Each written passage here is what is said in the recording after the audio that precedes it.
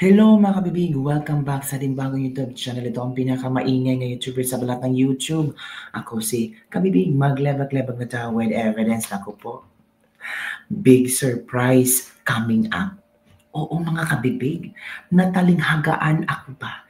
So post ni Miss Joey. Opo mga kabibig, grabe. Yung ano kasi ang post ni Miss Joey Kabibig, ito kasi kabibig, basahin ko talaga. Kasi it's all about interim release ni PRRD. Sabi ni Miss Joey De Viver, kilala naman natin siya, no? Ito ang sabi niya sa kanyang Facebook fan page. Inday and Aimee in The Hague. Elizabeth Zimmerman nandun din. Tapos pupunta si Baste. I think interim release is imminent. Sana po tumama ako. Nako, iting si Joey. Nagpaparnig talaga mga kabibig, no? Well, kilala naman natin sila. Itong mga vlogger na ito.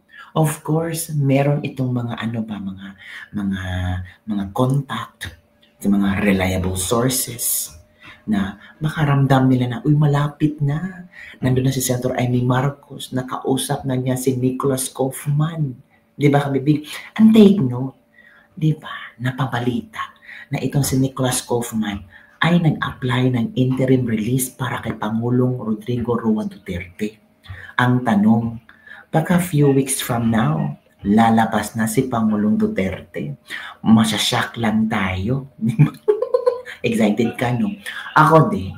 Super excited tayo mga kabibig na sana makauwi na si Pangulong Duterte at mag-take oath na siya sa pagiging mayor sa Davao. Oh, ito ha. Ito talaga kabibig. Oh. By the way, may i-share akong video sa inyo kabibig ba na I don't know kung ano ang inyong reaction hinggil dito, pero usap-usapan na talaga tong interim release ni Pangulong Duterte. Sa mga happy dyan, kung gusto niyo magbigay na tip, yun ha. Hindi ito compulsory. Kung gusto niyo lang ito, bigyan natin tong ng reaction. At mga dilaw, lalong-lalo na yung, di ba, yung bayot sa Canada, na doon na mamamatay si dating Pangulong Duterte sa dahig habang nakakulong. Eh paano kung yung paniniwala nyo ay mali? Paano kung yung paniniwala namin ang tama? O di nakaigit na kayo? Nakaigit. Kasi nga, question ni Kaufman yung jurisdiction ng ICC.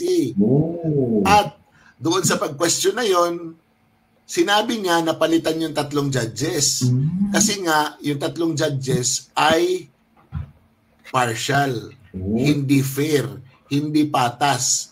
Kasi nga, yung 3 judges na yon, yun ang tumanggap kay Duterte nung dumating siya sa dahig para i-legitimize yung pagkakidnap kay Pangulong Duterte sa Pilipinas.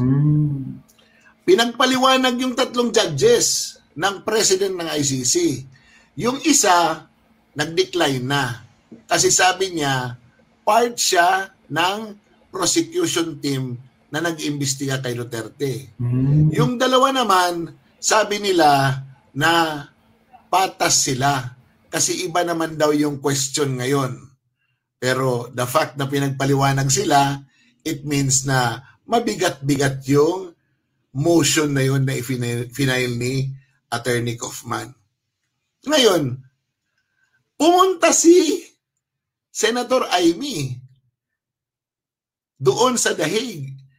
Siguro nagbigay yun ng deposition. Siguro nagbigay yun ng affidavit. Siguro nagbigay yun ng mga documents na nagsasabi na si Pangulong Duterte in fact was kidnapped in the Philippines and therefore the ICC has no legal jurisdiction.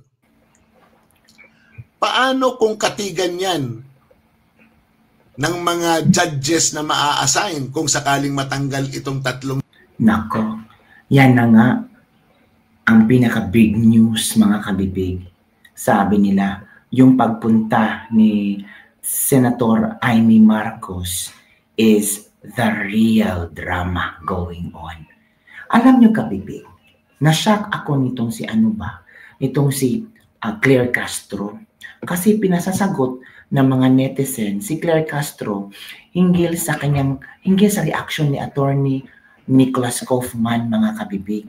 Yung reaction ni Nicholas Kaufman, kabibig, it's all about yung sinabi ni Nicholas Kaufman na ang totoong prosecutor sa kaso ni PRRD ay nasa palasyo. Oh. He is the person who threw the President Duterte over here in The Hague. He is the person who used the office of the prosecutor as a tool in his political campaign, and it won't work.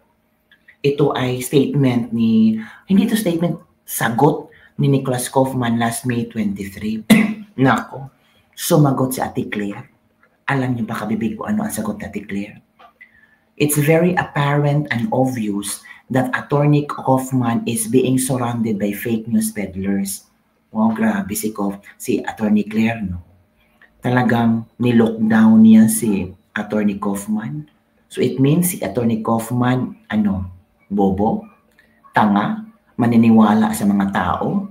So ang kanyang research, ang kanyang pagbigay ng oras para mag-study sa kaso ni PRRD, dahil lang sa mga fake news peddlers? Wow! Sabi ng isang netizen, international lawyer versus local lawyer. Hindi ba nahiya si Claire Castro na ganito ang estilo niya sa pagsagot sa tanong? Di ba? Claire Castro, mas maraming experience itong si Nicholas Kaufman regarding international laws. Tapos, sabihin mo, surrounded by fake news peddlers. So, si Nicholas Kaufman kinuha lang ni BP Sara para maniwala sa mga fake news peddlers. So, ditipansahan ni Nicholas Kaufman si PRRD nang dahil lang sa mga fake news peddlers na nakuha yung impormasyon. Ganun na ba kakitid ang utak ni Claire Castro? Ganun ba ang kanyang interpretasyon? Or it's her way of, romanticizing the issue, di ba? Ito pa ang sabi ni Claire Castro. He doesn't know the timeline. He doesn't know the facts of the case. He should focus on his job as a counsel, not in engaging in rumor mongering. Rumor ba? Kung napatunayan na niya at may dokumento na siyang hawak. Group effort, Senate hearing, remember Claire Castro? Ay nako, Claire Castro. Grabe yung sagot ni Claire. Let's continue, kabibig. Judges, o di nakaigit na naman kayo. Kaya huwag kayong pasiguro sa mga dal-dal-dal ninyo dahil kami na mga DDS, nagmamatsyag lang kami sa inyo.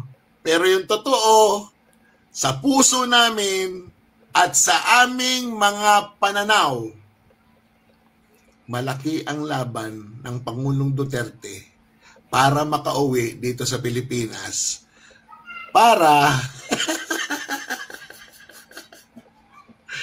mapatunayan na yung lahat ng sinasabi nyo ay mali. O paano yan? Ha? Paniwala ninyo laban sa paniwala namin. Anong mangyayari? Basta bayaran ang motor. Ina-embargo na. So yun, kabibig, ang komento ng isang vlogger. Sikat itong vlogger na ito. Sabi ni Joey sa kanyang post pa, kung ma-interim release si PRRD tapos hindi pa pauwiin ni BBM sa Pilipinas, papatunayan lang niya na hindi niya talaga deserve ang second chance na binigay sa pamilya niya. His son Sandro, Simon or Vinny will experience the puot of the Filipino people that they haven't seen before. Pero sabi dito, mga kabibig, Article 3, Section 6 of 1987 Constitution states, neither shall the right to travel be impaired except in the interest of national security, public safety, or public health as may be provided by law. Diba? So, Nako. His legacy today is a big testimony of the past history of the Philippines. Kawawa ang mga anak ni BBM kasi sila ang sasalo sa puot at galit ng mga Pilipino. Maraming mga Pilipino ang di payag na di pabalikin si Tatay Digong. Baka gusto lang sugurin sila sa palasyo o Malacanang ng taong bayan. Kung mangyayari yan, sabi ng isang netizen, diyan na maranasan at pagkikita kung paano magalit ang buong sambayanan. BBM, mag-isip kang mabuti. Uy, mga kabibig ba? Baka itong drama ni BBM na reconciliation ba?